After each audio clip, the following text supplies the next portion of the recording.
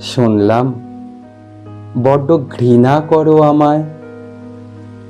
করো, তাতে আর কিছু যায় আসে না।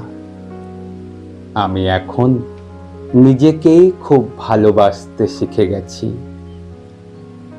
তোমাকে তো সবটুকু ভালোবাসাই দিয়েছিলাম, স্নেহ দিয়ে, মায়া দিয়ে বাঁধতে চেয়েছিলাম, তবুও রাখতে পারিনি।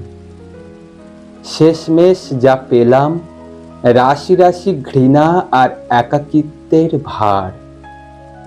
তাই এবার নিজেকেই আঁকড়ে ধরি, যাতে আবার হারিয়ে না যাই কারো মায়ায়, যে কোনোদিন আমার মায়াটুকুও বুঝতে পারেনি।